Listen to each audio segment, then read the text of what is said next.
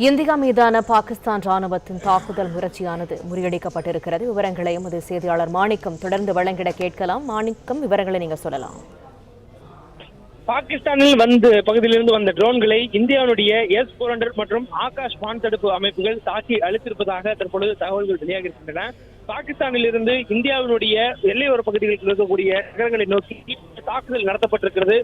காஷ்மீர் பகுதியில் இருக்கக்கூடிய விமான நிலையத்தை நோக்கி பறந்து வந்த பாகிஸ்தான் நாட்டினுடைய ட்ரோன்களை நடு வானிலேயே இந்தியா வழிமறித்து தாக்கி அழித்தொழிப்பு செய்திருக்கிறது.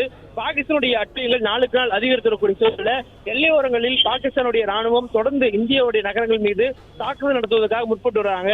இன்றைய தினம் விடுவதற்கு முன்பாகவே 15 இடங்களில் பாகிஸ்தான் இந்தியா மீது தாக்குதல் நடத்துவதற்கான திட்டமிடல் செய்து ட்ரோன்கள் மற்றும் ஏவுகணைகள் மூலமாக தாக்குதல் நடத்தியிருந்தது. அந்த தாக்குதல்களை வெற்றிகரமாக நடுவானிலேயே தாக்கி இந்தியாவுடைய வான் தாக்குதல் தடுப்பு அமைப்பை வெற்றிகரமாக முடித்திருந்த நிலையில தற்போது ஜம்முவின் எல்லையோர பகுதியான ஆரஸ்புரா உள்ளிட்ட 3 இடங்களில் இந்த தாக்குதலுக்கு முயற்சி நடத்தப்பட்டிருக்கிறது. இந்த முயற்சியும் இந்தியா வெற்றிகரமாக முடிக்கப்பட்டிருக்கிறது. நாம் பார்க்கும் இந்த காட்சிகள் என்பது அந்த ட்ரோன்கள் வானில் பறந்து வரக்கூடிய காட்சிகள். இந்தியாவில் இருக்கக்கூடிய ட்ரோன்கள் அதிநவீன ட்ரோன்கள் அதே போன்று பாகிஸ்தானும் இருப்பதாக சொல்லப்படுகிறது. பாகிஸ்தானுடைய ட்ரோன்கள் மணிக்கு எத்தனை கிலோமீட்டர் வேக செல்கிறதோ அதை விட கூடுதல் வேகத்தில் சென்று அதனை தடுக்கக்கூடிய அளவுல இந்தியாவுடைய வான் பாதுகாப்பு அமைப்பு இருக்கிறது. இந்த சூழல்ல அவர்கள் அனுப்பக்கூடிய இந்த ட்ரோன்களை வெற்றிகரமாக முறியடித்திருக்கிறார்கள்.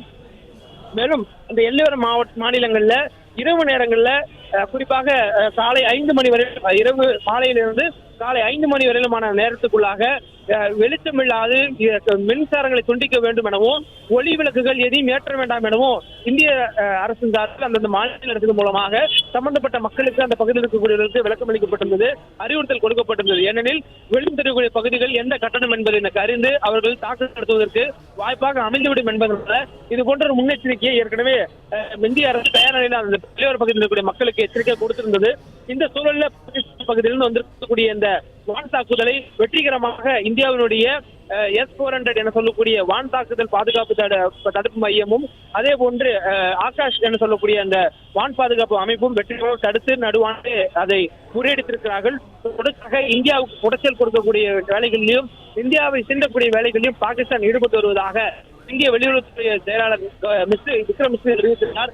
குறிப்பாக இந்திய அமைதியை விரும்பக்கூடிய நாடாக இருக்கக்கூடிய சூழல்ல தொடர்ந்து இந்தியாவுடைய அப்பாவி மக்களை அச்சுறுத்துவது, எல்லை தாண்டி வந்து பயங்கரவாதத்தை மேற்கொள்வது, கடந்த 30 ஆண்டுகளாக பயங்கரவாதத்திற்கு ஊக்குவித்து பயங்கரவாதிகளை தன் நாட்டில் அடக்கடம் கொடுத்து வளர்த்திருக்கக்கூடிய பாகிஸ்தான் இந்த தற்போது நடக்கக்கூடிய இந்த போர் பதற்றமான சூழல்களுக்கு முழு பொறுப்பேற்க வேண்டும் என்ற ஒரு தார்மீக அடிப்படையில் அவர்களுக்கு பொறுப்பேற்று அவர்கள் இதுபோல் மீண்டும் அந்த போர் பதற்றமான சூழல்களை ஏற்படுத்த வேண்டாம் எனவும் இந்திய அரசு கேட்டதுக்கு பிறகும் கூட அவர்கள் தாக்குதல் நடத்தியிருக்கிறார்கள்.